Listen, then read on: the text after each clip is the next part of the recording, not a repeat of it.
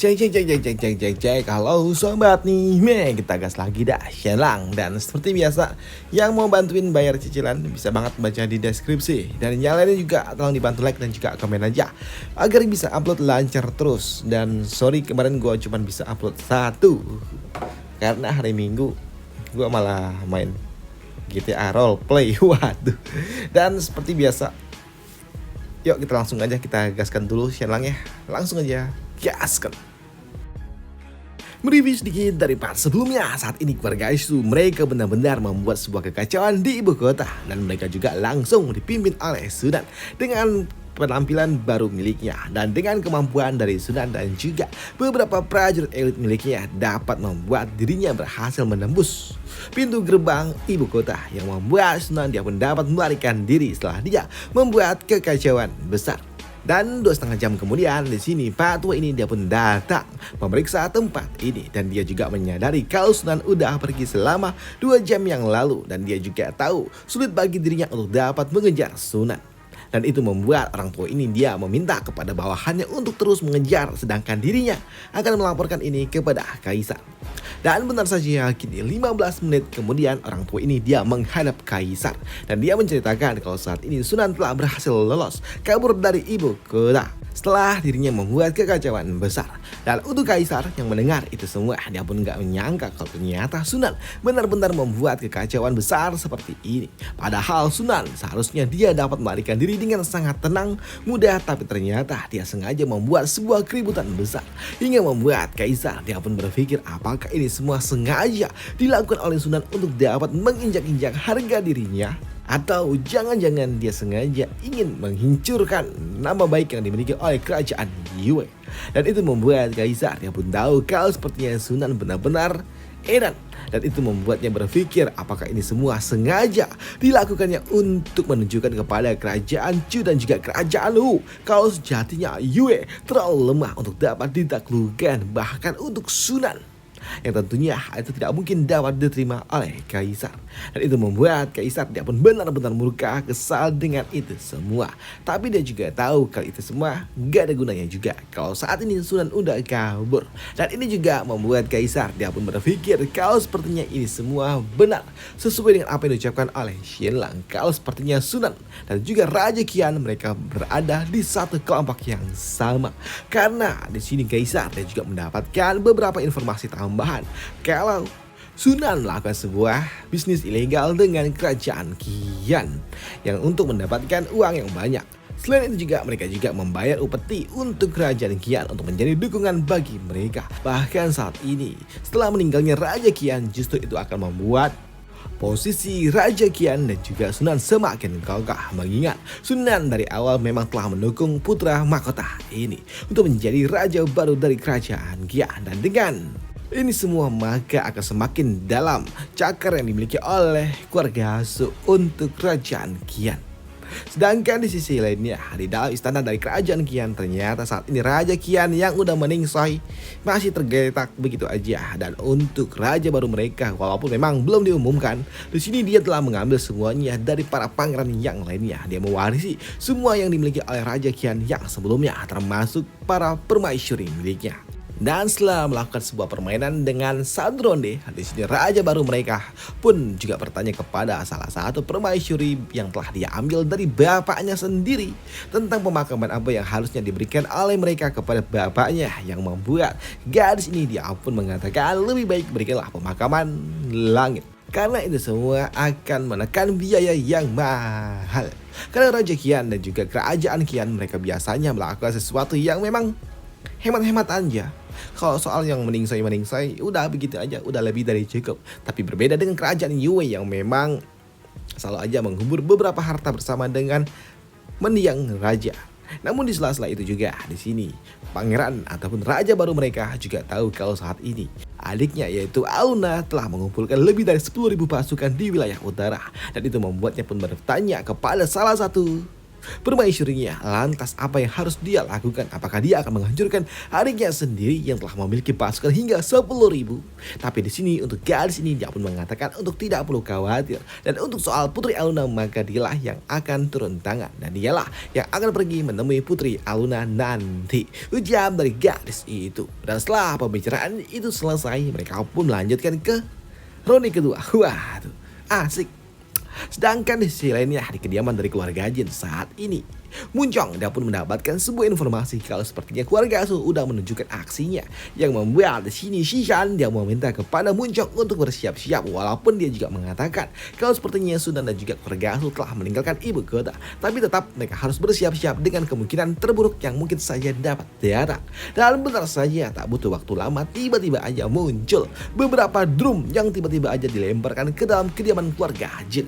Dan setelah itu juga muncul beberapa anak panah yang langsung melahap dan juga menimbulkan sebuah api yang sangat amat besar yang akan membakar tempat ini, yang membuat di sini Shishan dia belum tahu apa yang harus dia lakukan. Dia pun memobilisasi pasukan dan juga membuat Munjong dan juga yang lainnya serta Nona Lobing untuk segera mengungsi ke dalam ruang bawah tanah. Namun di sini untuk Munjong melihat di sini ada Dumi yang enggak ikut turun bersama dengan mereka, membuatnya pun bertanya apakah Dumi akan turun atau tetap di sana. Dan untuk Dumi dia mengatakan kalau dia akan bersama dengan Shishan melindungi tempat ini. Namun di sini mereka juga tahu kalau Dumi adalah sahabat karib dari Shenla, yang membuat Lobing dan meminta kepada Dumi untuk menghancurkan mereka semua yang datang ke tempat ini. Dan dia juga mengatakan kalau saat ini dia sedang mengandung dari anak Shenla. Jadi di sini dia meminta kepada Dumi untuk menghancurkan siapapun yang mencoba untuk dapat merusuh ke tempat ini. Ucap dari Lobing.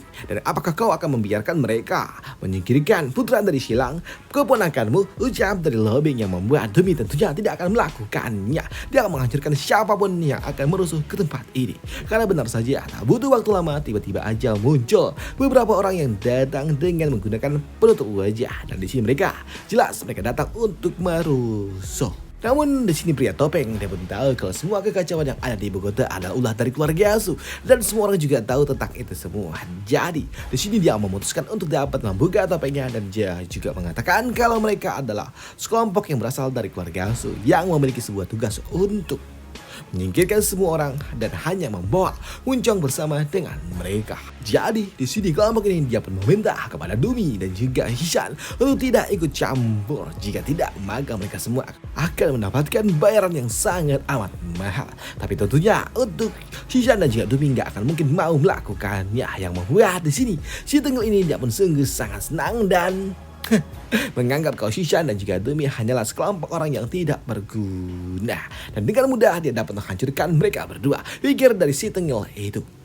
Sedangkan di sisi lainnya saat ini Meng Ze dia pun bergegas cepat untuk menuju ke tempat di mana keluarga Jin berada. Dan di sini ketika dia melesat menuju ke tempat di mana keluarga Jin, dia pun dihentikan oleh para penjaga karena saat ini sedang darurat militer. Tapi di sini untuk Meng Ze dia pun mengatakan kalau dia adalah utusan dari kerajaan Yan dan dia adalah duta besar dan dia harus segera pergi ke tempat keluarga Jin berada. Ucap dari Meng Ze, dan tentunya mendengar itu semua membuat para penjaga mereka pun membiarkan Meng Ze lewat. Dan untuk Meng Ze di sini dia pun berharap semoga saja para penjahat itu tidak sampai masuk ke dalam kediaman dari keluarga Jin, dan dia juga berharap kalau semua akan baik-baik saja di tempat itu.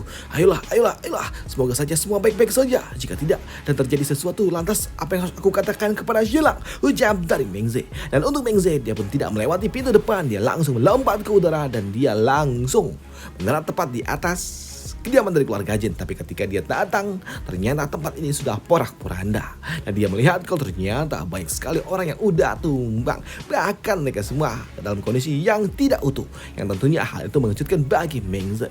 Apa yang terjadi? Pikir dari Meng Ze. Tapi ketika Meng Ze dia turun, tiba-tiba aja dia pun langsung dikejutkan dengan Dumi yang tiba-tiba saja bersiap untuk dapat melepaskan sebuah serangan. Dan itu semua membuat Shishan dia pun meminta kepada Dumi untuk melepaskan orang itu karena itu bukanlah musuh, dan itu tentunya sangat amat berbahaya karena sekian detik setelahnya Dumi nyaris aja menghancurkan Meng Ze. Hanya sekian detik aja, jika telah dikit Meng Ze maka dia pindah alam, yang tentunya hal itu mengejutkan bagi Meng Ze. Tapi untuk Dumi setelah dia menyadari kalau ternyata yang datang bukanlah musuh, di sini tiba-tiba aja dia pun kembali ke mode normalnya. kembali ke setelan pabrik. Dan di sini untuk Dumi, dia pun bingung dengan apa yang sebenarnya terjadi. Lah, ada apa ini? Kenapa banyak yang tumbang? Ucap dari Dumi yang gak sadar kalau dialah yang menghancurkan semua orang-orang ini. Namun di sini untuk Mengze, dia pun mengatakan kalau orang-orang ini hanyalah orang-orang penjahat dan mereka semua telah dikalahkan dan juga dilumpuhkan. Namun juga ada beberapa orang yang melarikan diri. Ucap dari Mengze. Oh, benarkah? Di sini untuk Dumi nggak peduli dengan itu semua karena memang otaknya nggak nyampe. Dan dia juga mengatakan kalau saat ini dia hanya harus melindungi anak dari silang yang ada bersama dengan Luo Bing. Dan di sini untuk Mengze, dia juga bertanya di mana orang-orang itu. Dan untuk orang-orang itu mereka sembunyi di dalam ruang bawah tanah. Namun sebelum turun di sini Mengze, dia juga bertanya tentang apa yang sebenarnya terjadi dengan tempat ini. Dan kenapa ini semua kok hancur semua.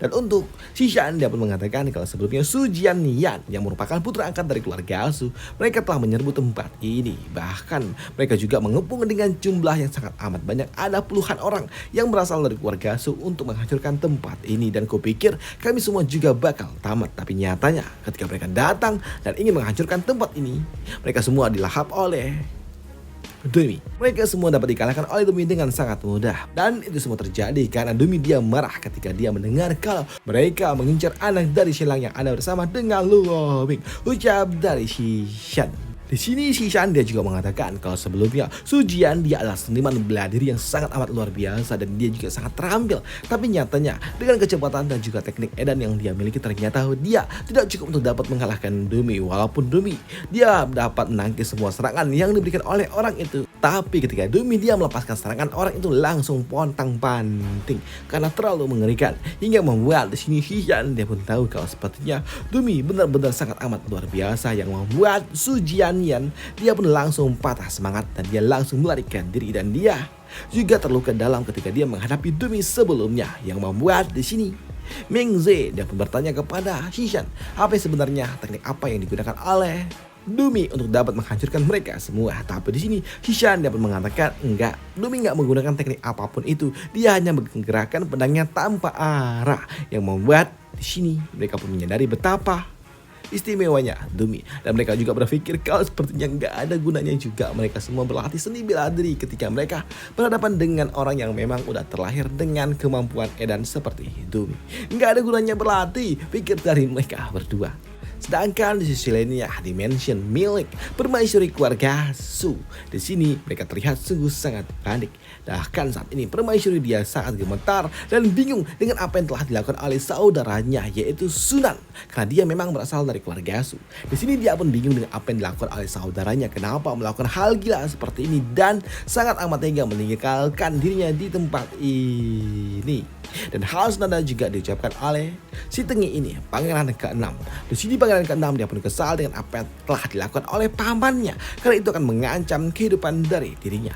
Bahkan saat ini mereka juga tambah terkejut ketika mereka melihat kalau ternyata kaisar datang menemui mereka berdua yang tentunya hal itu membuat permaisuri Su dia pun tahu kalau sepertinya kaisar sangat amat marah tentang apa yang telah dilakukan oleh keluarga Su yang membuatnya pun langsung berlari ke arah kaisar dan mencoba untuk dapat memberikan sebuah penjelasan. Tapi ketika dia datang, dia dihentikan oleh Kasim tua itu yang tentunya hal itu membuat permaisuri Su dia pun sangat amat kesal ketika dia mencoba untuk dapat meraih kaisar tapi dihalangi oleh Kasim tua.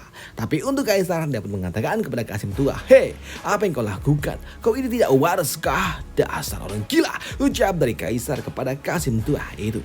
Tapi di sini untuk Kasim dia pun tahu kalau apa yang diucapkan oleh kaisar sejatinya itu bertolak belakang dengan apa yang ada di lidahnya ataupun di pikirannya. Karena saat ini kaisar sedang memuji dirinya yang telah berhasil menghentikan sikap orang gila ini, permaisuri Su. Dan untuk permaisuri Su dia pun langsung berlutut di hadapan kaisar dan dia juga mengatakan kalau ini semua adalah ulah dari saudaranya yang merupakan keluarga Su dan dia juga berasal dari keluarga Su sebelumnya. Jadi dia pun meminta kepada kaisar untuk memberikan sebuah belas kasih dan dia juga mengatakan kalau saat ini dia bukan lagi bagian dari keluarga Su, dia adalah keluarga Ning, ucap dari permaisuri Su. Dan di sini permaisuri Su dia juga siap untuk dapat menerima hukuman yang akan diberikan oleh kaisar atas apa yang telah dilakukan oleh saudaranya. Dan Hal senada pun juga diucapkan oleh pangeran ke-6 yang kini berlutut bersama dengan emaknya. Tapi untuk Kaisar mendengar itu semua membuatnya pun tertawa dengan apa yang telah dilakukan oleh Permaisuri Su dan juga pangeran ke-6. Dan di sini untuk Kaisar dapat mengatakan kalau dia tidak marah dengan apa yang telah dilakukan oleh Sunan, dan dia juga nggak marah dengan apa yang dilakukan oleh permaisuri ini. Dan untuk Kaisar dia hanya tersenyum dan juga tertawa. Dan di sini dia juga mengatakan kalau dia akan menginap di tempat ini untuk malam ini. Ucap dari Kaisar dan kita akan menua bersama-sama. Ucap dari Kaisar yang membuat di sini pangeran ke-6 dia pun tahu kalau selama ini dia tinggal bersama dengan emaknya, tapi dia juga tahu kalau dia mendengar Kaisar akan tinggal malam ini di tempat ini, yang artinya dia harus pergi dari istana emaknya. Dan untuk Kaisar, dia juga mengatakan kalau saat ini pangeran ke-6 kau tidak perlu ada di tempat ini karena akulah yang akan menemani emakmu. Yang membuat pangeran ke-6 dia pun tahu apa yang harus dia lakukan dan dia pergi meninggalkan istana ini. Dan ketika dia keluar, dia pun tahu kalau dia saat ini nggak punya tempat untuk dapat berlindung karena dia bagian dari keluarga Su dan dia nggak tahu harus kemana. Apakah dia akan pergi menuju putra mahkota atau dia akan pergi menuju pangeran ketiga? Dia nggak tahu. Dan itu membuat pangeran ke-6 dia seperti gelandangan. Waduh, padahal dia adalah seorang pangeran. Kurang lebih nasibnya akan sama seperti pangeran ke-5. Dan apa yang akan dilakukan oleh Kaisar kepada Permaisuri Su dan apa yang akan selanjutnya terjadi akan kita bahas di part lanjutannya. Dan untuk Kaisar, kenapa dia nggak marah? Iya, sebenarnya dia sangat amat marah dengan keluarga Su, tapi Kaisar selalu aja bersikap kebalikannya. Kalau dia tertawa artinya dia marah, jika dia marah-marah artinya dia senang. Waduh, repot. Nah itu aja untuk part kali ini dan sampai jumpa di part lanjutannya nanti malam kalau sempat, kalau nggak main roleplay. Waduh, sampai jumpa di part lanjutannya. Bye, thank you.